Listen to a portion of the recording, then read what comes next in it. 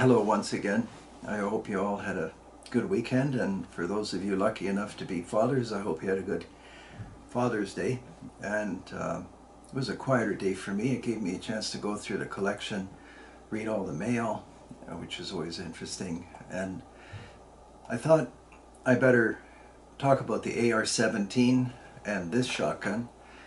You know, I have a lot of comments, and it's hard for me to actually organize the comments and try to figure out how to turn the comments into videos. So I thought, well, I'll put the AR-17 on the table, I'll put the Browning double auto on the table, and I'll also include what I view as one of the most extraordinary shotguns of all time on the table.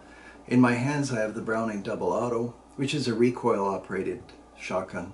A lot of you may know it, a lot of you may not know it. It's an exceptional design. It's recoil operated, as I just said. Very simple to operate. It has the opening. Some of you may recognize this opening from the B2000. It's only 2 shots, but if you think about it, most of the time, when do you really need more? And I'm sure the Benelli Super Black Eagle people will disagree with me, but I like people who disagree with me. I think that's a good thing. Anyhow, this is the Browning double auto. We'll make a separate video on this just because they're so exceptional. You can see this one has had a good life, a lot of hunting. It's an aluminum receiver, anodized, and it's wearing away here and there.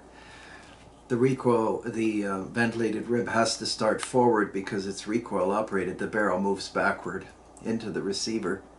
Prince of Wales pistol grip, beautifully made shotgun. I'll set it down.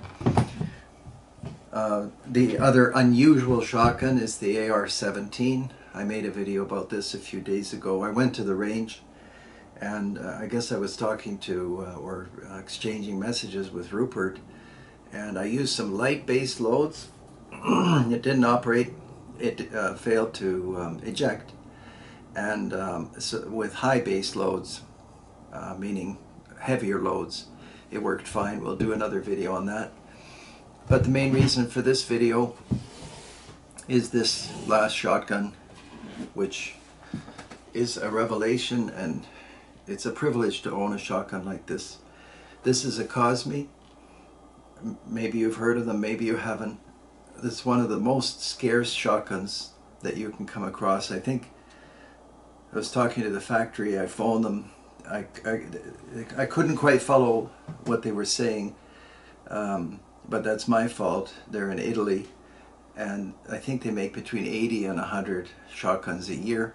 They make them by hand, and if you look at it like this, maybe it's hard to tell what kind of shotgun this is. Is it a single shot? It has an operating lever. Or is it an over and under, but there's only one barrel? Is it a side-by-side? No. What it is a recoil operated semi-automatic shotgun. You move the lever to the side, the action opens, and I invite you to look at the work of this amazing company. It was founded by a fellow by the name of Rodolfo Cosmi, C-O-S-M-I, and there's some literature to my right, and maybe we'll put that in the thumbnail. You can see the perfection of the machining of this shotgun. So quite simply, he had a concept that it should be impossible to make a semi-automatic shotgun that handles as perfectly and is as perfectly made as an over and under or a side-by-side. And in my opinion, he accomplished his objective. He was born, I think, in 1873, died in 1936. These shotguns are still made. They've changed them, but not much. And this is just a hammer sticking up here. The operation of them is quite familiar to me. I won't go into dramatic detail. If you push this button, you can actually remove the entire inner mechanism of this shotgun. And this man, Rodolfo Cosmi, came up with this with no AutoCAD, no computer assisted design, nothing. He had a concept, and this reminds me a lot of John Browning, except sometimes one thing takes a whole lifetime to perfect. And in his case, somehow he started with an umbrella. And I don't know the details of that story, but that was the beginning of his concept. And at the end of it, we have the Cosmi shotgun. You can still find them on the web. These are not inexpensive shotguns, but as I told you before, you'll never lose money on guns. In fact, I always think we're just keepers of the guns for our generation, and then they go on to the next generation, which is largely true. So, you know, how do they operate? Well, the buttstock is the magazine. Cosmi didn't like the idea of a tubular magazine in the forend here. He felt it changes the weight. He felt it changes the balance, whereas if the shotgun shells are in the buttstock, they're tucked under your arm. There's still a change in balance, but it's not as dramatic. If I had a stronger table, I could show you that the barrel moves backwards, which is familiar to any of you who own a Browning Auto-5. The amazing thing was that he was able to design the action in such a way that the first round is fed into the chamber. You load through the chamber, so insert a shell here, then insert more shells here, and there's even a pin that you can relocate to reduce the number of rounds to 3. And when I bought this shotgun, it had a wooden plug in it to reduce it to 2, so that it met federal migratory game bird laws, so it would only fire 3. So anyway, if I took out that plug and I changed the pin location, you can see a plunger here. I don't have the best studio or anything, but that's the plunger. So you just feed rounds in there. And again, I mean, of course I'm a collector, but just look at the finish on these parts. It's just astonishing. And to come up with this concept, like I said, I had some design work over the years and with that falling block double rifle, but this is entirely different. This is in a way a live mechanism. It's a recoil operated shotgun.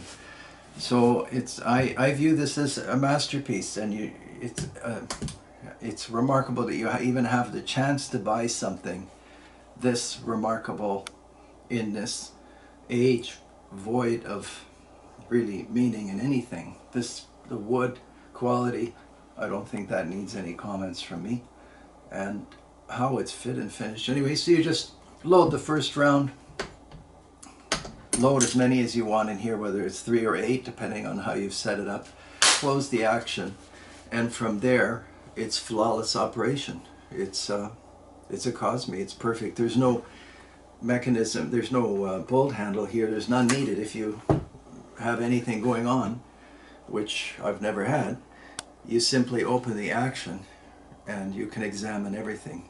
Easy to clean, easy to maintain, and the balance, because of the way he designed the shotgun, this distance is of course greater than an over and under, but well, you won't find a more perfectly balanced semi-automatic shotgun. Now, I'm not talking about a Benelli or any of the more modern guns.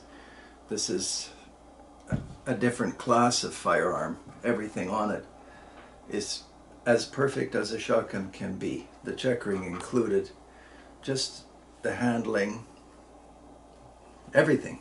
If you buy one of these, you're in the realm of I guess Ferraris and Picassos and whatnot, but it doesn't cost all that much if you can find one, and I think they are around. Most people don't know they exist. Again, I'm sorry I'm not on a range or something like that, as I have a very urban lifestyle, and big cities have a way of trapping you. It's hard to actually get out of the city. Anyhow, I'm sure lots of you know all about that. So there it is, one of the finest, certainly the finest shotgun that's not an over and under or a side by side in my collection by a wide margin. There's nothing that compares to a Cosmi, and its operation is flawless, as you would expect, because they built everything by hand. There are no burrs, there's no neglect because the machining was off, because some tooling was out of calibration, because there aren't any people involved. This is all people. I haven't had the good fortune to visit the factory, but a friend of mine went there and he said you could be visiting a factory 100 years ago. Although I must say they've switched this to titanium. I don't think this one is.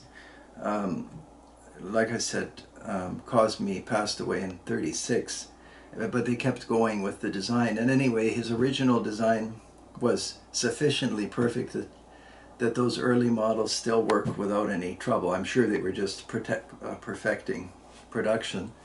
So I thought this is something you won't see every day. They're very hard to find, very hard to afford, and it's a remarkable achievement for one man. And unlike, you know, designs like John Savage made, the Savage 99, and we remember him for that, but compared to this, the 99 is a fairly simple mechanism to get this to work. Based on what I know about gun design, and I freely admit I don't know that much, but from what I know, to get these parts to work together as they do took an exceptional mind, and I'm glad they're still making them. And if you can aspire to own something, maybe it's a Cosmi, because it's a remarkable shotgun. And that's it. So thank you very much for watching, and all the best.